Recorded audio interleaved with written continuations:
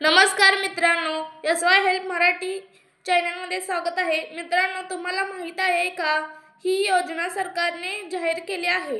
या योजनेचे नाव लक्ष्मी मुक्ती योजना आहे। तर काय आहे लक्ष्मी योजना, यासाठी काय करावे लागणार आहे, यासाठी काय अटी आहेत, काय पात्रता व त्यासाठी लागणारे कागदपत्रे काय असणार आहेत, तर या व्हिडिओच्या माध्यमातून मी तुम्हाला सविस्तर माहिती सांगणार आहे। त्या अगोदर महिलांसाठी अत्यंत महत्त्वाची खुशखबर आली आहे। म्हणजे या माध्यमातून लक्ष्मी मुक्ती योजना या माध्यमातून तुम्हाला काय काय कशासाठी काय लागणार आहे हे तुम्हाला मी सांगणार आहे। त्या अगोदर लक्ष्मी मुक्ती योजनाची माहिती तुम्हाला थोडी वेळ सांगणार आहे, ते तुम्ही ऐका। तर मित्रांनो, या योजनेच्या माध्यमातून शेतकरी बांधवांना जर त्याची जमीन स्वखुशीने त्यांच्या पत्नीच्या नावाने करायची असेल, तर लक्ष्मी मुक्ती योजनेच्या माध्यमातून शेतकरी त्यांच्या नावाची जमीन पत्नीच्या नावाने पती हयात असताना करू शकतात। मित्रांनो, जर एखाद्या महिलेला तिच्या पतीच्या नावाने असलेली जमीन तिच्या स्वतःच्या नावाने करून पाहिजे असेल, तर लक्ष्मी मुक्ती योजना या सहाय्याने ती तिच्या पतीच्या नावाने असलेली जमीन तिच्या स्वतःच्या नावाने करून घेऊ शकते। जर महिलेच्या पतीला स्वखुशीने तो हयात असताना त्याच्या नावाने असलेली जमीनवर तिच्या पत्नीला सहहिस्सेदार मिळवून द्यायचे असेल, तर तो लक्ष्मी मुक्ती योजनेच्या माध्यमातून त्याच्या जमिनीत तो हयात असताना त्याच्या पत्नीला हिस्सेदारी मिळवून देऊ शकतो। तसेही महिलेला तिच्या पतीचे जर निधन झाले, तर निधन झाल्यानंतर त्या महिलेला महाराष्ट्र महसूल अधिनियम 1966 नुसार वारसा हक्काने जमीन मिळते। तिचे तिच्या पतीच्या 7/12 वर नाव आपोआप चढते। परंतु जर एखाद्या शेतकऱ्याला स्वतःच्या मर्जीने जमीन पत्नीच्या नावाने करायची असेल, तर तो शेतकरी लक्ष्मी मुक्ती योजनेच्या अंतर्गत जमीन नावाने घेऊन देऊ शकतो। महिला शेतकऱ्यांसाठी कृषी विभागाची योजना राखीव ठेवण्यात येणार आहे। या योजनेचा लाभ व महिलांच्या सन्मानासाठी लक्ष्मी योजनेत 7/12 वर त्याचे नाव लावावे, असं आवाहन राज्याचे कृषी यांनी केले आहे।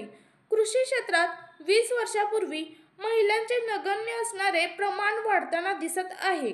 कृषी महाविद्यालयामध्ये देखील शिक्षण घेण्यात महिलांचे प्रमाण अधिक आहे, परंतु केवळ 14% महिलांच्या नावावर शेती असल्याने बँकेला कर्ज विविध शासकीय योजनांच्या लाभापासून त्या वंचित राहतात।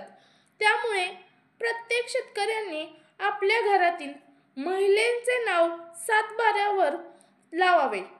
कृषी क्षेत्राच्या विविध बाबींसाठी निर्णय घेताना महिलांचा समावेश खूप आवश्यक असल्याचे आजच्या महिला शेतकरी परिसंवाद कार्यक्रमातून सिद्ध झाले आहे।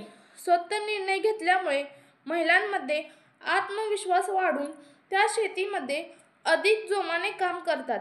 महिलांचा सहभाग वाढल्यास शेतीमधील निव्वळ नफ्यामध्ये वाढ होईल, पिकाच्या गुणवत्तेत वाढ होऊन पिकाच्या उत्पन्नात वाढ होईल, असा आशावादही व्यक्त केला। त्यामुळे मी तुम्हाला यासाठी लागणारी कागदपत्रे काय आहे ते व्हिडिओच्या शेवटी सांगणार आहे, तर व्हिडिओ संपूर्ण बघा। प्रत्येक लग्न झालेल्या मुलीला आपल्या पतीच्या जमिनीवर त्याच्या हयातीत आपलं नाव किंवा हक्क असावा असे वाटत असते, किंबहुना 7/12 सदरी मालक असावे किंवा 7/12 वर नाव दिसावे असे वाटत असते। पतीच्या निधनानंतर त्या महिलेचे वारसा हक्काने व वारस तपासाच्या फेरफारांनी नाव चढते। ही महसूल अधिनियम 1966 ची तरतूद आहे। तर बघा मित्रांनो, तुम्हाला जर तुमच्या पत्नीचे नाव 7/12 उतार्यावर नाव लावायचे असेल, तर या योजनेच्या माध्यमातून लावू शकता। तर बघा, परंतु महिलेच्या पतीच्या हयातीत तिचे नाव व तिच्या पतीच्या जमिनीच्या 7/12 सदरी वडील पोर्जित मालमत्तेत नाव लावण्याची तरतूद महाराष्ट्र महसूल व वन विभागाचे 15 सप्टेंबर 1992 च्या परिपत्रकानुसार करण्यात आले आहे। राज्यातील शेतकऱ्यांच्या पत्नीला त्यांच्याकडे असलेल्या संपत्तीतील वाटा मिळवून देण्याचे संपूर्ण श्रेय शरद जोशी यांनी आहे। पत्नी पतीच्या निधनानंतर त्या शेतकरी महिलेला सन्मानानं जगता यावं याकरिता शरद जोशी यांनी लक्ष्मी मुक्ती योजना कार्यक्रम ही मोठी चळवळ उभारली होती. शेतकऱ्यांनी आपल्या पत्नीची नावे जमिनीची मालकी करून देण्याची ही चळवळ तेव्हा सुरू केली. नाशिक जिल्ह्यातील चांदवड येथे 1986 मध्ये शेतकरी संघटनेची जाहीर सभा झाली. त्यातच पत्नीच्या नावावर शेतकऱ्यांनी जमीन करून द्यावेत असा ठराव पारित करण्यात आला आहे. या चळवळीची दखल तत्कालीन मुख्यमंत्री सुधाकरराव नाईक यांनी घेतली होती. लक्ष्मीमुक्ती या नावाने शासकीय अधिनियमच त्यांनी काढला.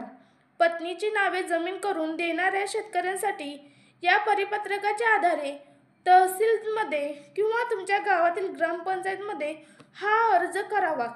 शेतजमिनीवर महिलांची नावे असतील हा दृष्टा निर्णय घेणारही महाराष्ट्र देशात नावे असावीत. पहिले राज्य या योजनेच्या माध्यमातून आपल्या राज्यातील महिलांना सन्मानाने जगता येणार आहे हे नक्कीच.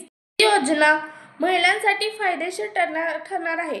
तर मित्रांनो, यासाठी कोणकोणती कागदपत्रे लागणार आहे तर बघा, आवश्यक कागदपत्रे तुमचा जो आहे 7/12 खाते उतारा, आधार कार्ड, पती पत्नीचे दोघांचे पण, रेशन कार्ड, तुम्ही ज्या गावाचे रहिवासी आहे त्या गावातला रहिवासी दाखला आणि सर्वात महत्त्वाचे म्हणजे पोलीस पाटील यांचा कायदेशीर पत्नी असल्याचा दाखला, पतीचे संमतीपत्र इत्यादी कागदपत्रे आवश्यक आहे.